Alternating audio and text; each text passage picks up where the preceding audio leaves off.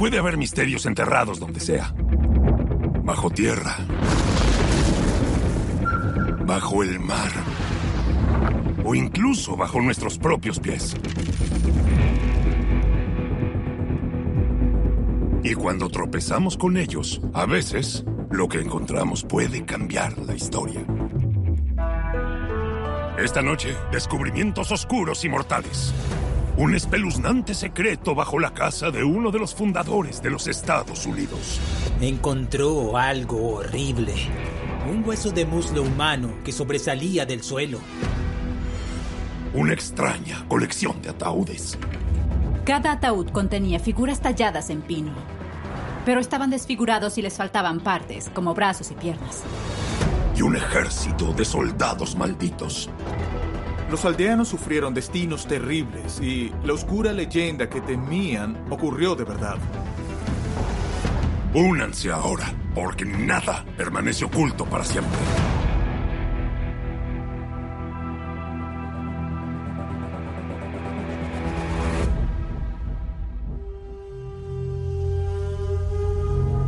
Es sábado en Dinamarca. Tu hermano y tú están cruzando un pantano. Es un lugar extraño, en el mejor de los casos. Y está a punto de volverse aún más extraño. Dos hermanos, Viggo y Emil Højgaard, estaban recogiendo una esponjosa y húmeda alfombra de turba. La turba se cortaba en forma de ladrillos y se quemaba para cocinar y calentar las casas. A medida que los hermanos cavaban más y más profundo, dieron con algo que les pareció extraño. Empezaron a cavar un agujero cada vez más profundo hasta que vieron un rostro que les devolvía la mirada. Sin duda era un cuerpo y parecía como si hubiera sido enterrado recientemente porque la piel y los tejidos blandos estaban intactos, no descompuestos. El cadáver era masculino. Llevaba un gorro puntiagudo de piel de oveja y también tenía un cinturón. Pero aparte de eso, estaba desnudo. El cadáver era pequeño. Parecía un niño acurrucado en posición fetal. A los hermanos se les ocurrió una idea terrible. Un estudiante local había desaparecido hace poco. Podría tratarse de él. Se dirigieron al pueblo de Silkeborg para notificar a las autoridades este sombrío descubrimiento. La policía investigó, pero algunas cosas no cuadraban. No había signos de excavación, entonces, ¿cómo fue enterrado? Lo más extraño era que las uñas del cadáver estaban cuidadas y oscuras, y la piel era de un color negro azulado. La policía pidió refuerzos. El arqueólogo P.B. Glob, de una universidad local. Glob revisó el cuerpo y rápidamente sacó una conclusión. No era una muerte reciente. No sabía cuántos años tenía, pero era viejo. Entonces el profesor compartió algo aún más inquietante. Cuando quitó un trozo de turba del lado de la cabeza, encontró 2 lazos de cuero retorcidos formando una cuerda que rodeaba su cuello. Estaba claro que la persona no murió por causas naturales.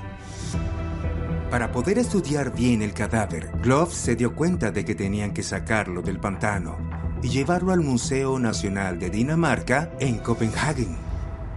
Cuando por fin llegaron al museo, lograron otro descubrimiento sorprendente. Aunque estaba perfectamente conservado, el cuerpo tenía más de 2.300 años.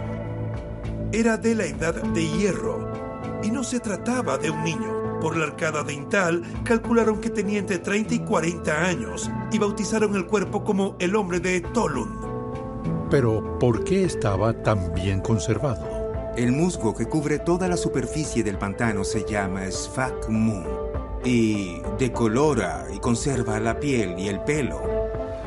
El musgo hace que el agua del pantano sea muy ácida. Esto transforma la piel y los tejidos blandos en un material parecido al cuero que, en las condiciones adecuadas, puede durar siglos. Las turbas también carecen de oxígeno, lo que significa que los microorganismos que causan la descomposición no pueden sobrevivir. Junto con la acidez del agua, es la receta perfecta para la conservación. Esto también permite a los expertos averiguar cómo murió. El análisis de su cuello y de la cuerda con la que fue enterrado demostró que la causa de la muerte fue el ahorcamiento.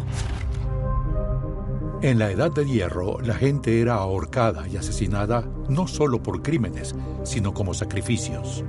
En la antigüedad, el lugar en donde estaba la tumba, el pantano, era visto como algo de otro mundo, como una frontera hacia el más allá. La gente de entonces creía que los dioses lo controlaban todo. Y eso incluye el éxito de las cosechas. Como los pantanos producían gran parte de los alimentos, hacían sacrificios para asegurarse de que los dioses estuvieran contentos. Muchos consideran que fue enterrado a propósito con la boca y los ojos suavemente cerrados y su cuerpo cuidadosamente depositado para el descanso eterno. Todo ello era señal de que el hombre de Tolun podría haber alcanzado una especie de inmortalidad en forma de sacrificio a los dioses. A continuación, imagínense paseando por una playa en el norte de Alaska. Es un hermoso y soleado día, pero oculta algo muy oscuro y letal.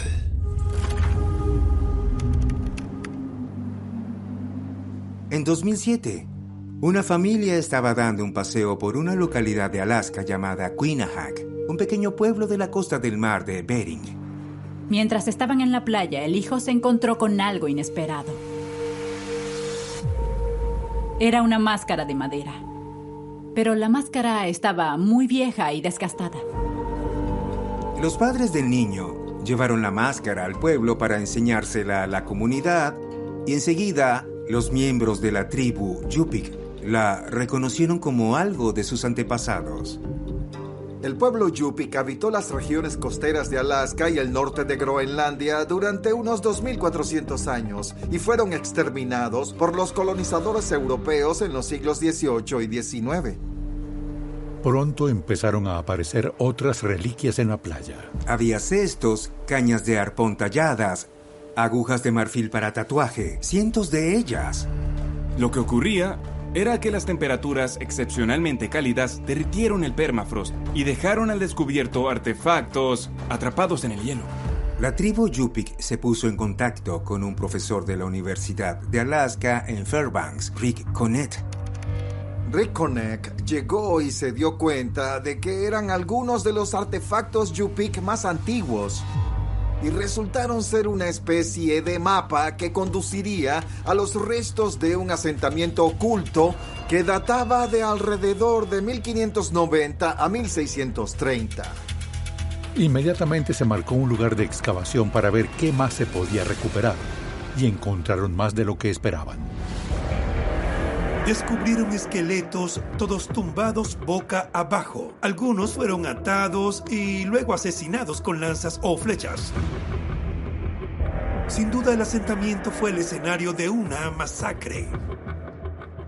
Se analizaron los restos y se determinó que casi todos eran de mujeres, niños u hombres ancianos. Lo que esto sugiere es que los hombres en edad de combatir estaban quizás en alguna batalla en el momento de la masacre. ¿Quién o qué pudo estar detrás de estos asesinatos? La datación por carbono sugirió que la masacre ocurrió alrededor de la época de las guerras del arco y la flecha, que fueron una serie de batallas brutales y sangrientas que tuvieron lugar en Alaska antes de la llegada de los exploradores rusos en el siglo XVIII. Se descubrieron 28 cadáveres en total, así como tierra carbonizada, cestos quemados y pruebas de un incendio. Se cree que se encendió un fuego para asustar a los habitantes del pueblo y al huir todos fueron capturados y ejecutados. Las raíces de este conflicto se remontan al siglo XIII. Alrededor de esa época hubo un periodo de 550 años de clima horrible llamado la Pequeña Edad de Hielo. Con el descenso de las temperaturas hubo una enorme escasez de alimentos y recursos. Las épocas de crisis con gente muriéndose de hambre pueden llevar fácilmente al conflicto. Independientemente de su coste, la masacre quedó enterrada en el permafrost durante siglos. El descubrimiento del yacimiento ha sido sumamente importante para los arqueólogos e historiadores. Hasta la fecha se han encontrado y recogido hacia unos 100.000 artefactos para la investigación. No solo el pueblo Yupik tiene ahora un vínculo real con su pasado, sino que es un eslabón importante para que los que viven hoy comprendan cómo vivían sus antepasados hace miles de años. Es 1974, en un pequeño pueblo del noroeste de China. Una severa ola de sequías está por desencadenar una serie de acontecimientos. Esta es la pequeña y tranquila ciudad de Xi'an, China. Los habitantes eran agricultores y necesitaban agua para cultivar sus propios alimentos, pero sin previsión de lluvia. La gente empezó a desesperarse y necesitaban actuar pronto. Así que los aldeanos idearon un plan para cavar pozos. Al tercer día ya habían avanzado mucho, excavando hasta 4,5 metros. Uno de los obreros, un hombre llamado Zhang Jifa, mientras cavaba con su pala, golpeó algo sólido. Al principio, no estaba seguro de lo que era. Siguió cavando hasta que dio con la cabeza rota de una escultura.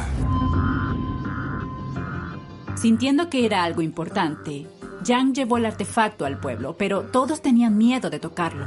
Para la población local, encontrar la cabeza rota de una estatua señalaba cosas que no eran buenas. Podía ser un sacrilegio, podía tener algo que ver con los antepasados. En resumen, no era el tipo de cosas que querías tener en tu casa.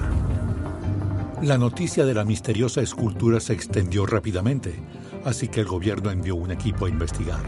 Lo que encontraron fue sorprendente. Una a una fueron desenterrando grandes estatuas de guerreros de terracota. Los hombres variaban en estatura, uniforme y peinado según el rango. Y los soldados llevaban armas de bronce auténticas, hachas, ballestas y lanzas. Algunos incluso iban montados en caballos y carros. Cuando la excavación llegó a su fin, los arqueólogos habían descubierto que habían más de 8,000 estatuas de terracota. Este increíble tesoro representa uno de los descubrimientos arqueológicos más raros y valiosos de la era moderna. Fue un descubrimiento increíble que planteó una pregunta obvia. ¿Por qué estaban enterrados aquí estos guerreros? La aldea estaba cerca de una tierra sagrada. Era el lugar donde el primer emperador de China, Qin Shi Huang, fue enterrado hace unos 2,000 años. Los investigadores concluyeron que fueron talladas y enterradas como un ejército para proteger al emperador en la otra vida. Sin embargo, no todo el mundo estaba encantado con este logro. Se cree que perturbar este territorio podría causar una serie de desgracias épicas a quienes desenterraran las estatuas. Este temor pronto se hizo realidad cuando el gobierno expulsó a todos los residentes de sus casas para hacer un museo dedicado al ejército de terracota. Los residentes se vieron obligados a abandonar la única vida que conocían y fueron borrados de la historia de este descubrimiento. Eso destruyó sus vidas, sus medios de subsistencia y tuvieron que empezar de nuevo con pocos recursos. Fue aún peor para los hombres que hicieron el descubrimiento inicial. Con el paso de los años, varios de ellos se hundieron en una pobreza desesperada. Uno de ellos tenía una enfermedad de la piel. Otro murió con mucho dolor en su casa y sin saber de qué se trataba. Entonces, en 1997, acosado por la enfermedad y sin dinero para los medicamentos, el antiguo excavador Juan Puyi esperó a que su familia se fuera. Se puso una soga al cuello y se ahorcó. Para los aldeanos desalojados de sus tierras y los que sufrieron un destino tan terrible como consecuencia de ello, parecía que la oscura maldición que temían se había hecho realidad. Mientras algunos temen haber desatado una maldición por accidente, otros lo hicieron a propósito. En 1785, un granjero de Silchester, Inglaterra, estaba arando su campo cuando vio algo brillante. Se agachó y se sorprendió al ver un gran anillo de oro en medio de la tierra. Era un anillo de 10 facetas con un detalle cuadrado que contenía a la diosa Venus. Parecía muy antiguo y ornamentado. El anillo y el detalle contenían inscripciones talladas en latín. Y la traducción es: Cenicianus vive en Dios. El granjero vendió el anillo y quedó olvidado durante décadas, hasta que se remodeló un jardín en 1805. La familia Badors de Litany Park en Gloucestershire remodelaban su jardín y de repente, mientras cavaban, llegaron a un muro de piedra. Entonces, para sorpresa de todos, desenterraron las ruinas de un edificio y varios artefactos en el lugar. Al seguir excavando, descubrieron que se trataba de un templo dedicado al dios conocido como Nodens. Nodens era el dios celta de la curación de la antigua Gran Bretaña, y poco se sabe de él, así que el templo se convirtió en un yacimiento muy importante. Los arqueólogos se hicieron cargo de la excavación del yacimiento del templo durante los 2 años siguientes, cuando se encontró algo sorprendente. Se descubrió una tablilla de plomo, y escrito en ella había una maldición. La tablilla maldita o defixio es algo común en muchas religiones antiguas. Puede ser algo positivo para agradecer a un dios su bondad o buena fortuna, o una demanda de venganza divina. En este caso, el autor pide venganza. La traducción sería: al dios Nodens, Silvianus ha perdido un anillo. No permitas que el ladrón Cenicianus tenga buena salud hasta que devuelva el anillo. Pero no fue hasta 100 años después cuando alguien empezó a atar cabos. El reputado arqueólogo Sir Mortimer Wheeler. En 1928, Wheeler examinó la tablilla y recordó la frase del anillo con el nombre de Cenicianus. Dedujo que estos dos debían tener una conexión. Wheeler creía que Cenicianus había robado el anillo a Silvianus y luego había inscrito su propio nombre en él para evitar sospechas. Así que cuando Silvianus se enteró, creó la maldición contra su enemigo. Pero ¿cómo consiguió Silvianus el anillo en primer lugar? Resulta que el edificio principal del templo era un gran dormitorio para que los peregrinos enfermos se recuperaran. Y se cree que a Silvianus le robaron el anillo mientras estaba enfermo y convaleciente allí. El lugar donde se encontró el anillo estaba a unos 128 kilómetros del templo de Nodens, donde se descubrió la tablilla. Ambos estaban situados en una importante ruta comercial conocida como la Carretera del Diablo. También se sabe que la palabra latina rediviva se añadió a la tablilla para decir básicamente que la maldición volvería a entrar en vigor, lo que significa que Silvianus no estaba satisfecho. El anillo se expuso en 2013 y pudo ser visto por visitantes de todo el mundo. Hubo un giro final en esta historia. Resulta que para encajar las piezas, Wheeler contó con la ayuda de un erudito de Oxford en lenguas antiguas llamado J.R.R. Tolkien. Tolkien escribió sobre un anillo maldito robado en su libro de 1939, El Hobbit, y de nuevo en El Señor de los Anillos. ¿Es esto una coincidencia o fue el anillo de Silvianus su inspiración? Nunca lo sabremos. En 1971, un investigador a bordo de un barco en un lugar remoto de Asia disfrutaba de un día de verano en el agua, hasta que una nube oscura apareció. Era mediados de julio en el mar de Aral, y los 12 tripulantes del barco de investigación soviético Levberg tomaban muestras de agua y criaturas marinas en un esfuerzo por identificar la razón de la intensa reducción de peces. El miembro más joven de la tripulación era una mujer de 24 años, que trabajaba en cubierta, recogiendo peces y plantas para bajar a cubierta, y así evaluarlas e incorporarlas a su diario de laboratorio. Una mañana, el barco se acercó a una isla remota llamada Bos-Rostinea, también conocida como la Isla del Renacimiento.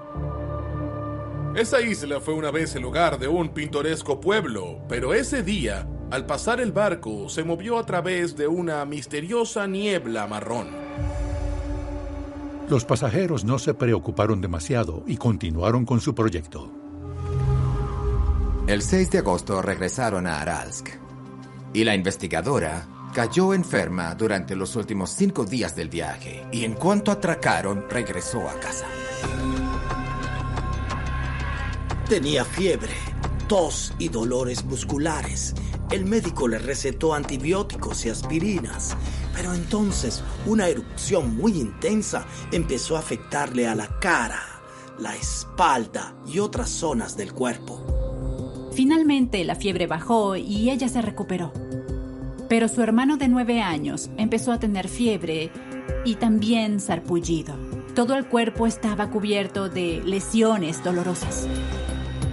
La maestra del niño fue a visitarlo y ella también se enfermó. No podía comer ni beber, tenía fiebre alta y estaba cubierta de llagas por todo su cuerpo, la cara y el cuero cabelludo. No había espacio entre ellas y moriría poco después. Los padres del niño estaban aterrorizados y llamaron a un pediatra para que examinara a su hijo. Cuando lo hizo, quedó conmocionado. Tras varios diagnósticos incorrectos o esperanzadores, por fin llegó el diagnóstico correcto. Era viruela. Una enfermedad que fue formalmente erradicada en la Unión Soviética en los años 30. Esto era muy extraño, porque tanto la investigadora como su hermano fueron vacunados contra la viruela, y ella no tenía ni idea de cómo podía haberla contraído.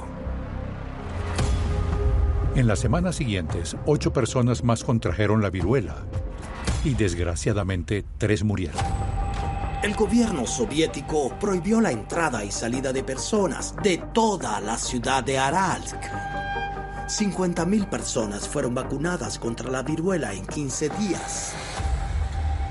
La rápida contención del virus ayudó a evitar un brote de viruela, y las autoridades nunca asumieron la responsabilidad. No fue hasta 30 años más tarde que la fuente de este brote fue finalmente descubierta.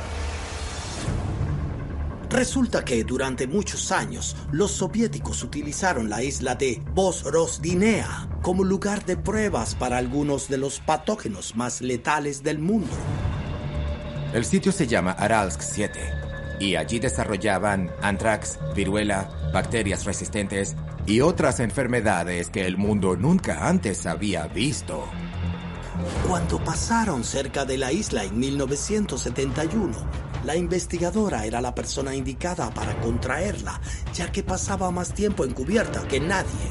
Y aunque estaba vacunada, la contrajo porque los soviéticos estaban armando el virus de la viruela para que llegara a las personas vacunadas y consiguiera infectarlas. Cuando Aralsk 7 fue finalmente abandonada en los años 90, los soviéticos esparcieron formaldehído en un intento de matar todo lo que había allí, porque los organismos patógenos podrían sobrevivir durante siglos y traer de vuelta algunas de las armas biológicas más letales del mundo. A más de 5.000 kilómetros de distancia, un muy diferente descubrimiento mortal pone en peligro a toda una ciudad. Plymouth, una ciudad portuaria naval a unos 380 kilómetros al suroeste de Londres, conocida por ser el lugar donde los peregrinos zarparon hacia el Nuevo Mundo. Un día de febrero de 2024, Natalie Yuri estaba trabajando en su casa. Su padre Ian excavaba una zona para poner los cimientos. Encontró tuberías viejas y ladrillos rotos, nada fuera de lo normal. Pero entonces Ian tocó algo que no reconoció. Era grande y no estaba seguro de qué era, así que llamaron a la policía. Cuando la policía lo analizó más a fondo, se quedaron impactados al ver lo que Natalie y su padre habían encontrado. Una bomba sin explotar de 500 kilos de la Segunda Guerra Mundial. Era un arma de lanzamiento aéreo cruzado SC-500, el mayor tipo de bomba que los nazis arrojaron sobre Inglaterra durante toda la guerra. Plymouth fue una de las ciudades más bombardeadas de Inglaterra durante la Segunda Guerra Mundial. El Blitz de Plymouth tuvo lugar durante 7 noches en 1941. En ese periodo, los alemanes lanzaron más de 205.000 bombas incendiarias, quemando el corazón de la ciudad. Pero no todas esas bombas explotaron, como descubrieron Natalie y su padre más de 80 años después. Agentes de policía, bomberos y más de un centenar de militares tomaron el control del lugar porque existía la posibilidad de que explotara. Se ordenó evacuar a todo aquel que viviera a menos de 300 metros de la bomba. Más de 3.000 personas. Durante 2 noches de insomnio, unos 30 expertos en bombas trabajaron sin descanso para evaluar el estado de la bomba. Decidieron que la opción menos peligrosa era transportar la bomba a través de la ciudad y detonarla en el mar. Las autoridades evacuaron a más de 10.000 personas, solo para despejar el camino de la bomba a su paso por la ciudad. Y esa resultó ser la mayor evacuación en el Reino Unido desde la Segunda Guerra Mundial. Las calles estaban vacías, extrañamente tranquilas, y toda la comunidad estaba ansiosa. Un convoy militar transportaba lentamente la bomba hacia la plataforma de lanzamiento de Tourpoint. El convoy completó su misión llevando la bomba mar adentro. Fue detonada con éxito a 12 metros bajo el agua, salvando a la ciudad de revivir los horrores de la Segunda Guerra Mundial. Digamos que estás remodelando un monumento histórico. Lo que posiblemente nunca esperas es encontrar evidencias sacadas de una película de terror. En 1998, la casa de Benjamin Franklin, en Londres, se caía a pedazos. El hogar de este fundador, situado en el número 36 de Craven Street, le sirvió de residencia mientras ejercía como embajador antes de la Revolución de las 13 Colonias. Pero la casa de Craven Street estaba a punto de convertirse en museo y necesitaba una profunda renovación.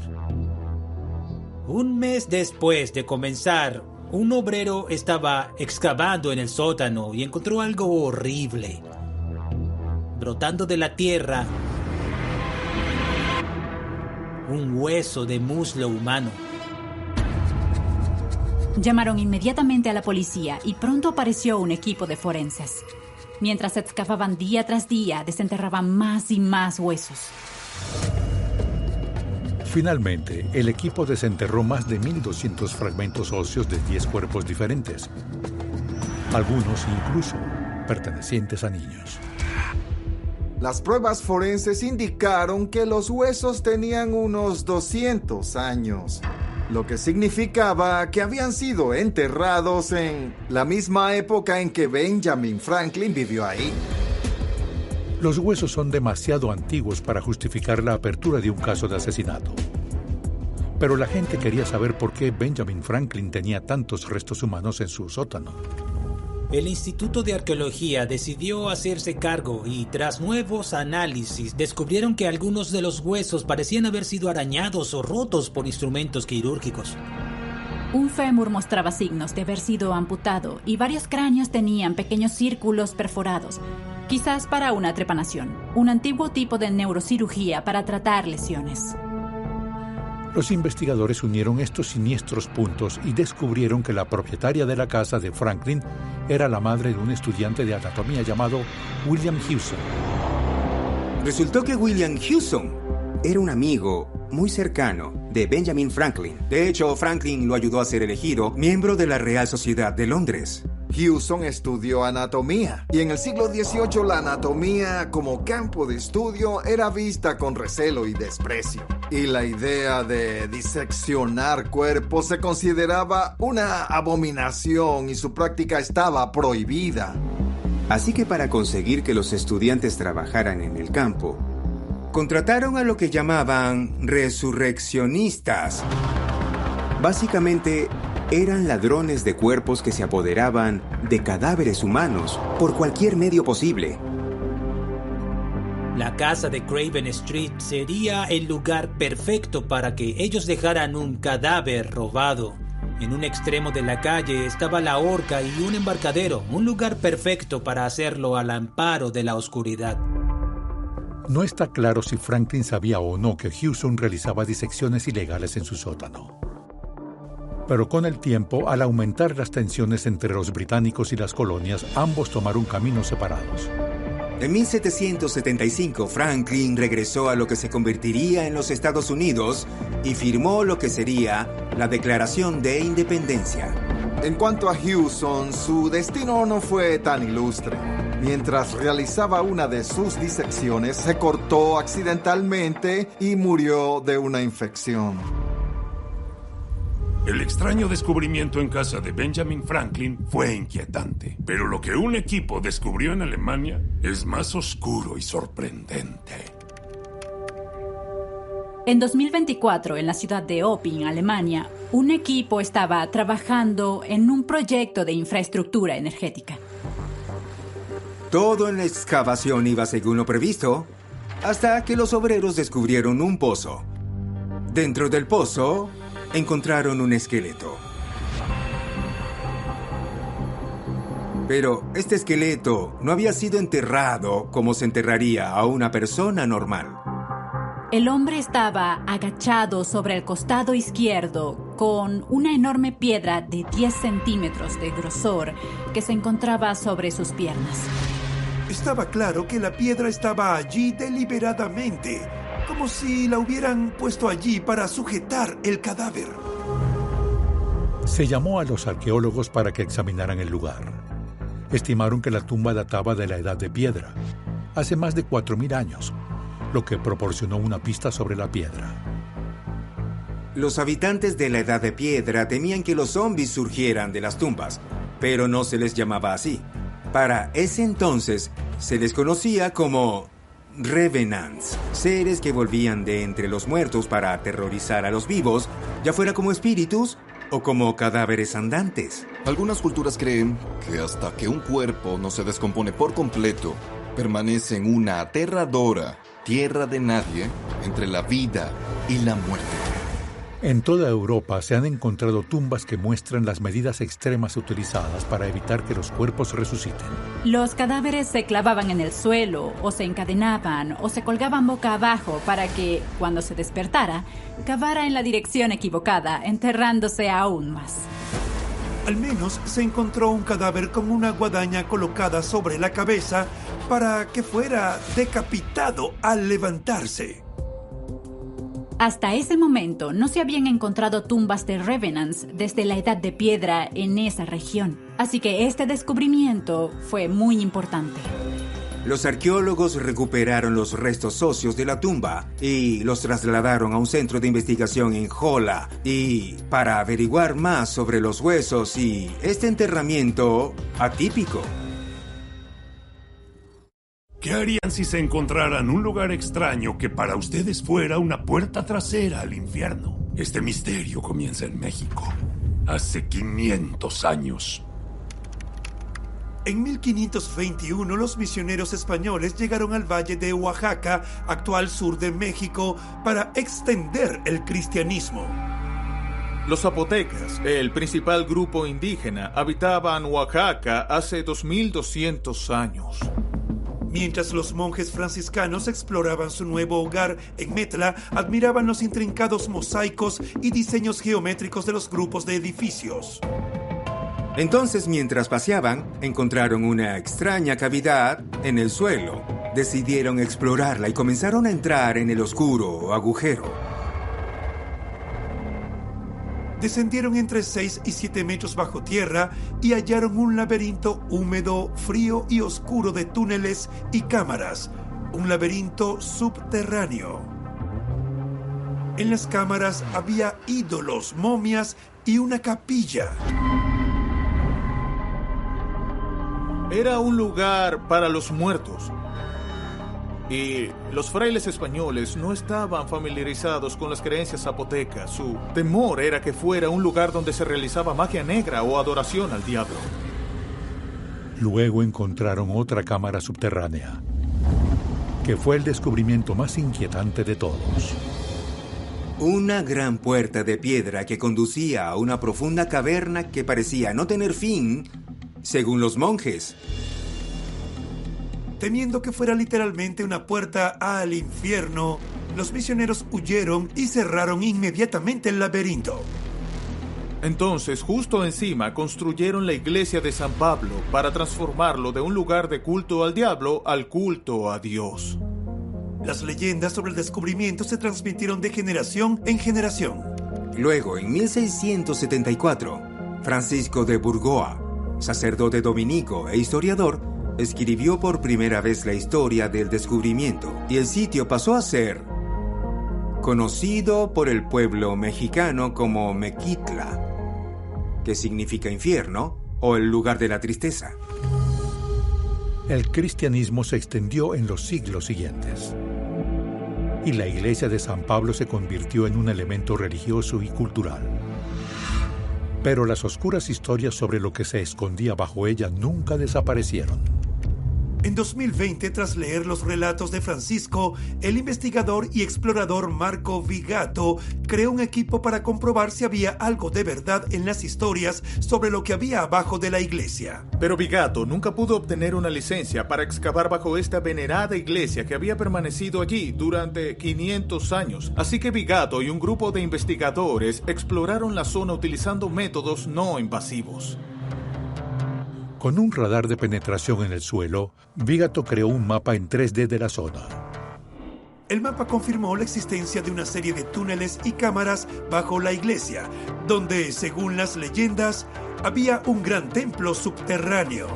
Pero el descubrimiento más fascinante fue la puerta de piedra que conducía a una cueva que se encontraba adentro, varios metros bajo tierra. Vigato se preguntó si podría tratarse de la puerta al infierno que tanto ha asustado a los monjes y les había llevado a sellar todos los túneles hace 500 años. Las investigaciones en este antiguo yacimiento siguen, pero no hay planes inmediatos para explorar más a fondo la puerta al infierno.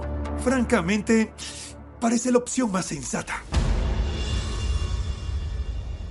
En Escocia, en 1836, un grupo de muchachos estaba a punto de hacer un descubrimiento que solo puede calificarse como aterrador. Una tarde de otoño, 3 chicos estaban cazando conejos en las afueras de Edimburgo, Escocia, escalando un volcán extinto llamado Arthur Theat, que honra al legendario rey Arturo. Pero de repente, uno de los chicos perdió el equilibrio al agarrarse de una roca y se cayó. No se hizo daño y consiguió salir. Se dio cuenta de que la roca a la que estaba agarrado se había soltado y detrás de ella vio un agujero. Cuando miró adentro vio algo sorprendente. ¡Ataúdes! Había 17 en total, dispuestos en 3 filas, pero no eran ataúdes normales. Eran diminutos, de menos de 10 centímetros. Aunque los ataúdes eran en general de madera sencilla, algunos tenían pequeños adornos de filigrana hechos con trozos de hojalata. Y todos estaban bien cerrados para que no pudieran abrirse. Los chicos no sabían qué hacer, así que los llevaron al maestro de la escuela, un hombre llamado señor Ferguson. Cuando Ferguson abrió los ataúdes, encontró algo aún más inquietante. Cada uno contenía figuras talladas en pino, pero estaban desfigurados y les faltaban partes como brazos y piernas. Algunos llevaban ropas toscamente cosidas, otros llevaban telas adornadas, y algunos estaban envueltos en telas, como una momia, y otros desnudos. Cuando Ferguson mostró este descubrimiento a sus colegas, quedaron fascinados, pero también preocupados. ¿Por qué alguien construiría estos 17 ataúdes diminutos? Luego crearía estas figuritas de pino y colocaría estos ataúdes en la ladera de una montaña. El descubrimiento generó titulares absurdos en la prensa, incluido uno que sugería que los ataúdes formaban parte de un ritual satánico. Pero la verdad podría ser aún más siniestra. Unos años antes, dos hombres, William Hare y William Burke, fueron detenidos por vender cadáveres a un profesor de Edimburgo. Desenterrar cadáveres y venderlos era una práctica muy común, pero era ilegal. ¿Le suenan los resurreccionistas? Pero Burke y Hearst llevaban su negocio de forma diferente. Además de robar tumbas y cadáveres para llevarlos a centros médicos, mataban a gente y vendían los cuerpos. Cuando la pareja fue detenida, ya habían robado 17 cadáveres, exactamente el número de ataúdes que los chicos encontraron. La teoría era que tal vez Burke y Hare construyeron estos 17 ataúdes con las figuras y los dejaron en la montaña como una forma de mostrar penitencia por sus pecados. O tal vez fue una broma de mal gusto. 175 años después, en 2005, los investigadores tomaron muestras de ADN de los ataúdes para compararlas con William Burke. Pero los resultados no fueron concluyentes. Hoy en día, no sabemos con certeza si Burke y Hare crearon estos espeluznantes ataúdes. Lo que sí sabemos es que estos 17 ataúdes descansan actualmente en paz en el Museo Nacional de Escocia. Puede que nunca sepamos toda la verdad que esconden estos descubrimientos. Pero una cosa es segura. Hay muchos más secretos enterrados allá afuera. Soy Danny Trejo y gracias por ver Misterios Inexplorados.